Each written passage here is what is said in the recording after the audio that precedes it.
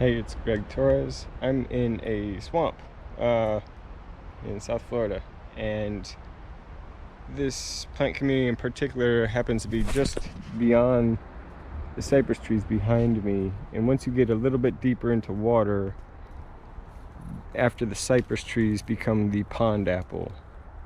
Now there's a number of plants in here. Epiphytes, I'm going to try to point out some of them. I haven't been in this forest in a while, but there's a lot of interesting plants, and I kind of wanted to just check up on them and see what we can find today. For example, this is buttonbush. This grows all the way up in Ohio and that, but especially in wetlands. This enormous fern over here, it's actually taller than I am. You can see it's leather fern, very big. There's a beautiful resurrection ferns here. I call them resurrection ferns because they look dead, but then when they get wet, they really just kind of unfurl. You can see some dead looking ones right here, but if they get a little bit more moisture, they just unfurl and really fill out. We've got strap fern. This is another fern here. I call it strap fern because it's not pinnate or lobed in any way. It's just looks like a strap like this. Most of these are epiphytic ferns. And what I wanted to see here, here's a beautiful epiphytic orchid. This one in particular, this is the dingy star, or dingy flowered star orchid. Very beautiful.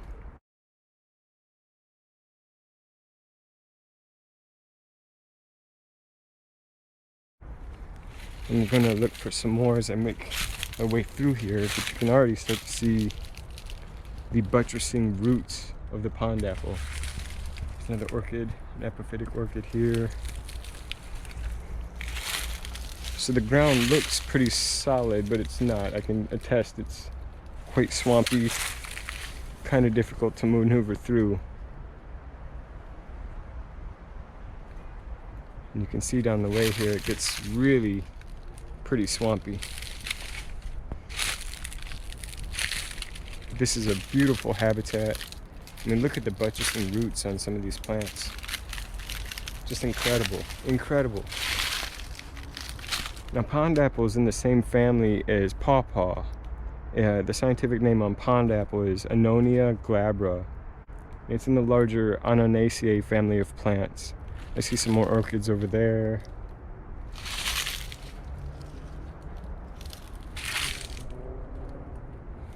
It's the dry season. It's right at the end of the dry season, so that's why I'm able to walk through here. Normally this would be covered up in water. Right at the level of where a lot of these strap ferns are, the water comes right up. So I'm in the driest part of the season right now, but normally it would be about 3 or 4 feet higher, the water level. And I've been in here during that time period, and it's tricky because you got to maneuver around on some of these roots. Very, very interesting ecosystem here. I'm gonna kick my shoes off because I feel like I'm gonna get muddy. And walk around in some of this wetter area.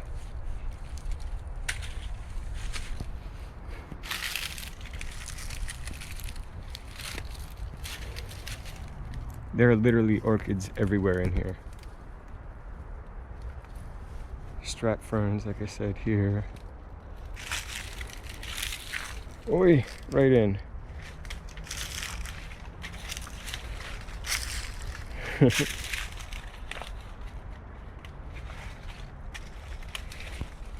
Some more orchids, some dingy star orchids.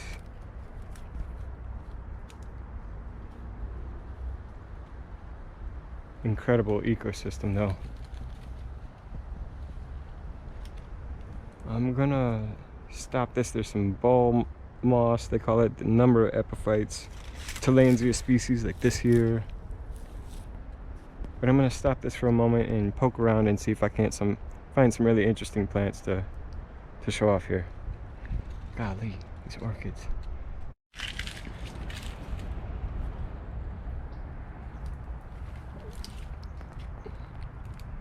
These root systems are just incredible. The way they literally just sit above the water like this. They're kind of like prop roots, but they're definitely in in the water. Boy, and it's mucky. I mean, I'm in this.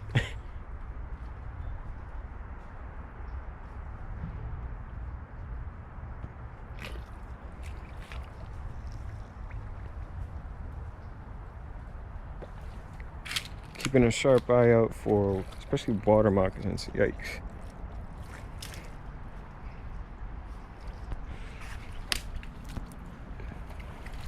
But I wouldn't be doing this unless I wasn't looking for something really special, which I found out here before years ago, and now I'm just kind of canvassing the trunks of these trees, these pond apple, to find it.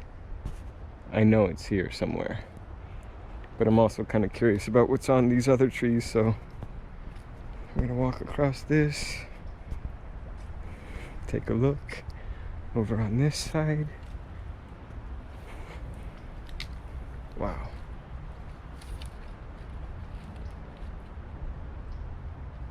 So a lot of the pond cypress forests used to be right below Lake Okeechobee, and a lot of them were destroyed once humans started to clear some of the land for agriculture, especially sugar plantations. And so while they're not like endangered, there's definitely a lot less of the pond apple habitat around anymore. There's another orchid species here. It's already gone to seed. Not quite sure which one this one is. They all kind of have the same kind of look to the leaves. They're clasping leaves, which means that they just kind of hang on to the branch. There's not really a petiole or a stem. And again, this one's already gone to seed.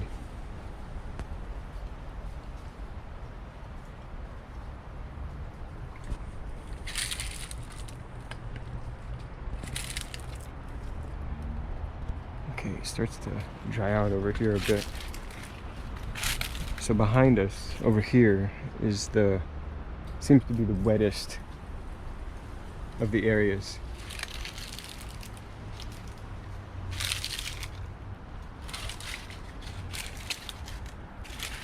Some more orchid. It's also the dingy flowered star orchid.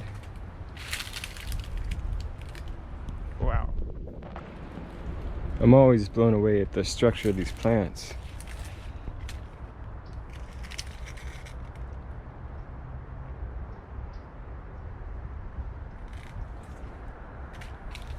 And how the plants themselves form a base for other plants to grow off of, and you end up with this entire ecosystem just on the plants. So again, epiphyte just means plant on another plant. Epi is Greek for on, and then phyte just means plant. So it literally means like on a plant. But there's orchids all the way up and down this, along with resurrection fern.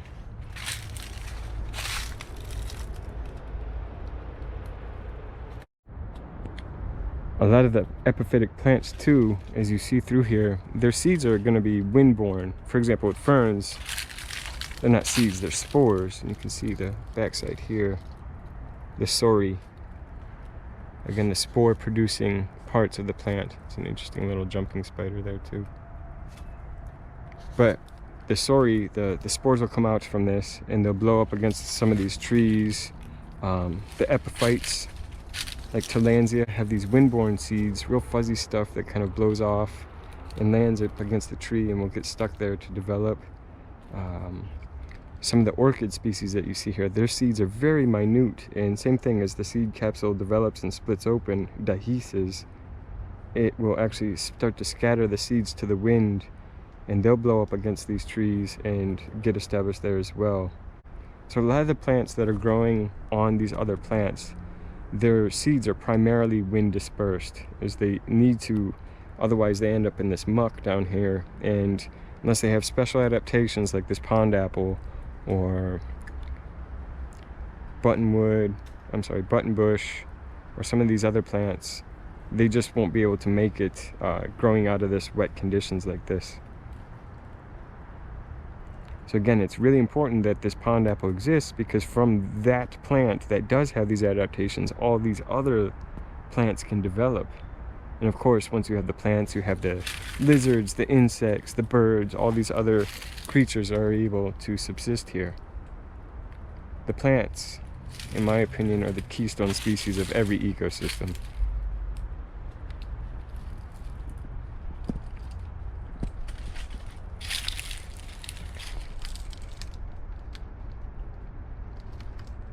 And if you're ever directing your efforts towards conservation, if you're not paying attention to the plant community and the integrity and the well-being of the plant community, again, from my opinion, you can kiss everything else goodbye. The plants have to be there, absolutely have to be there for everything else to subsist.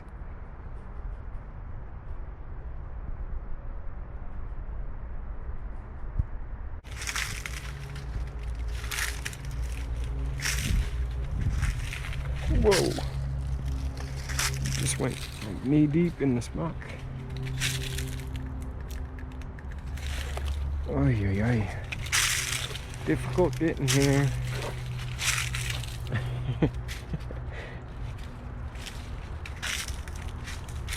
Okay, a little drier.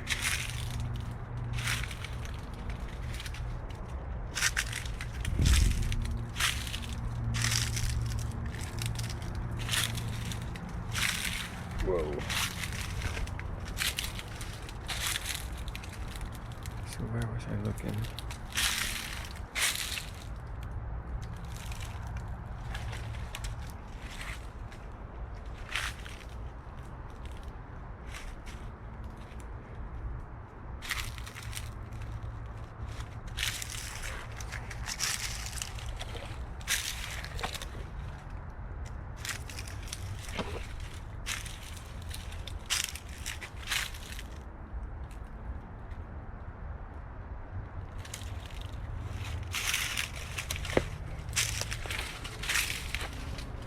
Okay. This is what I'm looking for. Here, and another mass right here. Now these are the epiphytic roots. And what that means is that these roots, they're just grabbing onto the branch of this tree here, this pond apple. This plant in particular though, you don't see any leaves on this, right? It's just the epiphytic roots. And they're quite green. In fact, this new growth here is really good to see here too. And it's got quite a root system. Now this plant, unless I'm mistaken, but I'm pretty certain I'm not, this is the ghost orchid. Now, I know a lot of people search for this plant, and oftentimes it's way up in a tree in a cypress swamp or something. I've been very fortunate to have been able to get into this swamp, to canvass this area before, and know where to find this literally at eye level. This plant blooms normally in May, and not even every year. It's very infrequent. The roots are green like this because it photosynthesizes through the root system itself. There are no leaves to the ghost orchid. It just is this root mass that, when it gathers up enough energy over the years, will eventually put out a long stem. And on this stem will dance these beautiful orchids that are white in color, and they're just stunning, absolutely stunning. Consequently, this plant is very threatened from poaching. Also, it's just overall a rare orchid.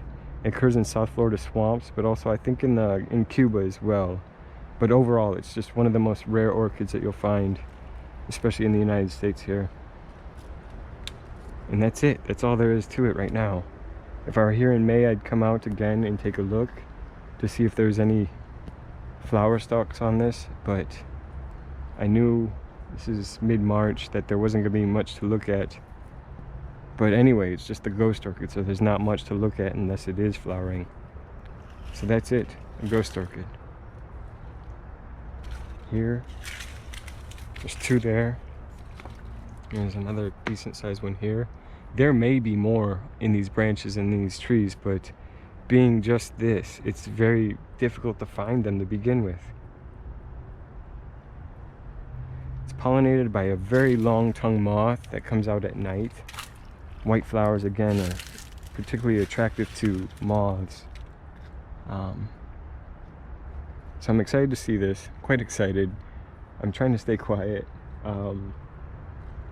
However, it's exciting to see this, and I'm glad the tree hasn't fallen over or blown over since the last few hurricanes or anything like that. So it looks like it's doing well. It's got some new growth here and here, here. These are two separate plants entirely. This one over here is another plant, and it also has some new growth on the sides here. So it's looking good, and that's what I wanted to see. Hopefully I can get back out here sometime in the spring. It'd be great to take another look at these and see if any of them are blooming. The root mass is quite large. It goes all the way up into here, works its way down to this central point here.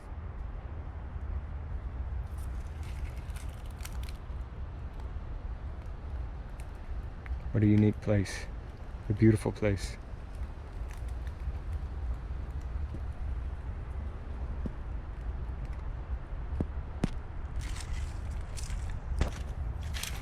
Now where are my shoes?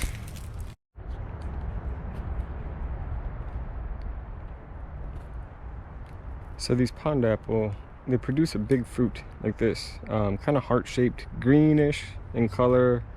And if you split it open, it's full of seeds, but it's got some flesh that is edible in a way. It's not delicious by any means, nothing like a pawpaw, but it can be eaten.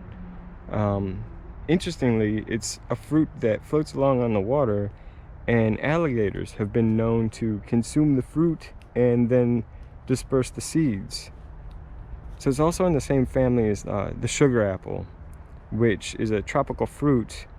And I know in Australia they've used the rootstock of the pond apple as the rootstock, and they've grafted onto it the sugar apple to make it a little bit more hardy over there in Australia. And what's happened, and this happens sometimes when you graft plants, the rootstock ends up overtaking the scion, the cutting that you want to grow, and producing pond apples, which then have spread out, or actually reproduced, formed the fruit, and then spread out.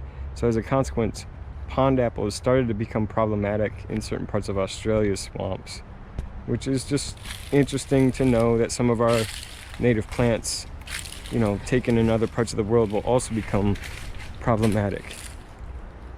We've got strangler fig growing off of this right here. You can see a lot of the strangling aspect of it for sure. Number of tillandsias, like I said. If I had a ladder or some way to get up there, there'd be so much to see up there. So a lot of these epiphytes, they're able to thrive specifically here because with the water, and again, this is the driest it gets. Normally there's feet of water here. In the Florida humidity, there's enough humidity to provide the water source for a lot of these plants to not actually have the roots in the water or in the ground. They're able to get their moisture directly from the atmosphere itself. On top of that, as you can see, there's a lot of this just peaty kind of organic debris that builds up. So a lot of these plants are able to thrive because there is some nutrient value being accumulated as like leaf litter and just other debris in the crotches of some of these plants.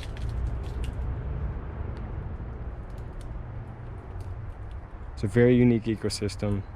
I can see willows just on the outskirts of it here. But as I said, you've got cypress, and as you move deeper into the water, the deepest part of the water will end up with pond apple, and sometimes just open water in general.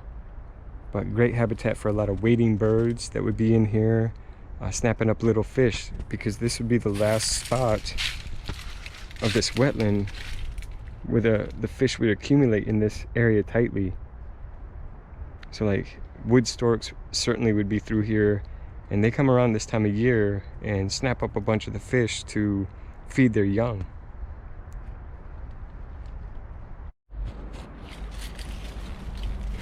There you go. This is a ram's horn snail. Kind of looks like a ram's horn, right? It's a freshwater mollusk that lives down here, especially in these swampy areas like this. Of course, we've got ubiquitous human trash. A lot of times raccoons will drag stuff like this into the forest or the swamps, but they don't know any better. Humans do. Let's try to get out of here now. Look at these huge ferns. I mean, just enormous.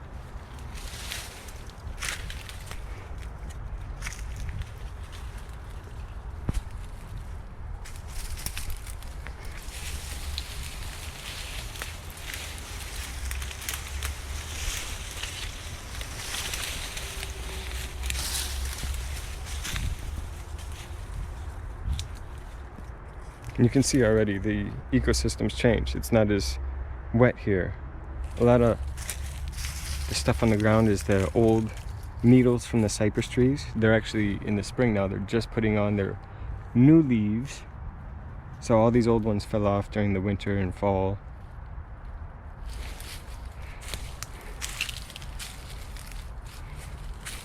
You can see some of the knees. So it still does get quite wet through here, especially during the raining season. This plant here is old world climbing fern. This is actually an invasive species, and it's a bad plant.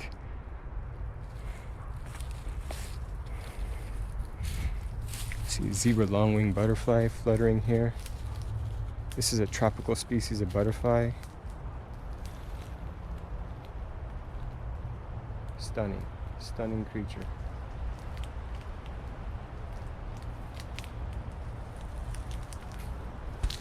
They actually kind of live together in family groups.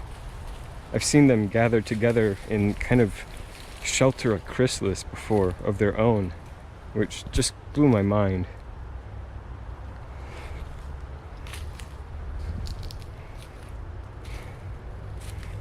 There we go. Let's get out of here. So now we're in an even drier area, and you're starting to get some slash pine mixed in with some of the cypress.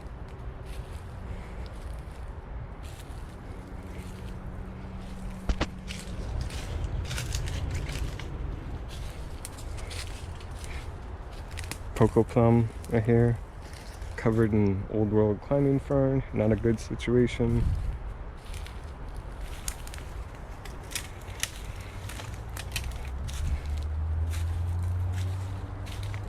More cocoa plum, nice big one here. Looks like pop ash right here.